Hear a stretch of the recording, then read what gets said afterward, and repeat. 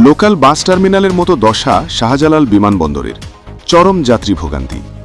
নিজস্ব প্রতিবেদক, ঢাকা। দেশের প্রধান প্রবেশদ্বার হজরত শাহজালাল আন্তর্জাতিক বিমানবন্দরের বর্তমান চিত্র দেখে বোঝার উপায় নেই এটি আন্তর্জাতিক বিমানবন্দর নাকি কোনো লোকাল বাস টার্মিনাল। অব্যবস্থাপনা, বিশৃঙ্খলা আর সীমাহীন যাত্রী ভোগান্তি এখানে এখন নিত্যদিনের বাস্তবতা।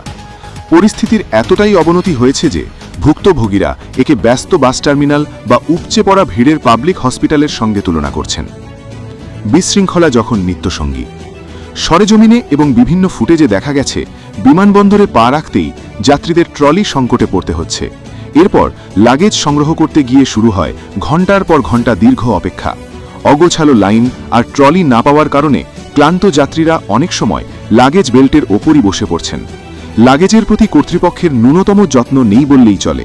ব্যাগ ওঠানো নামানোর ক্ষেত্রেও স্পষ্ট অপেশাদারিত্ব চোখে পড়ছে।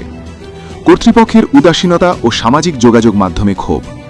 যাত্রীদের অভিযোগ, এসব ভোগান্তি নিয়ে বারবার অভিযোগ করা হলেও কর্তৃপক্ষ কোনো কার্যকর পদক্ষেপ নিচ্ছে না, বরং অভিযোগ জানানোর প্রক্রিয়াটি এতটাই জটিল যে যাত্রীরা আরও বেশি হয়রানির শিকার হন। সম্প্রতি সামাজিক যোগাযোগ মাধ্যমে তারেক হাসান নামের এক যাত্রীর শেয়ার করা ভিডিওতে বিমানবন্দরের ভেতরের এই হাহাকার ফুটে উঠেছে। তিনি ক্ষোভ প্রকাশ করে দেশীয় ব্যবস্থাপনাকে কপাল পোড়া বলে অভিহিত করেছেন। দেশের ভাবমূর্তি সংকটে। হাজার হাজার টাকা খরচ করে আন্তর্জাতিক ভ্রমণ শেষে দেশে ফিরে বিমানবন্দরে এসে এমন নাজেহাল হওয়া সাধারণ যাত্রীদের জন্য চরম অপমানের হয়ে দাঁড়িয়েছে। সরকারের পক্ষ থেকে দৃশ্যমান কোনো কঠোর পদক্ষেপ না থাকায় এই অব্যবস্থাপনা আরও জেঁকে বসেছে।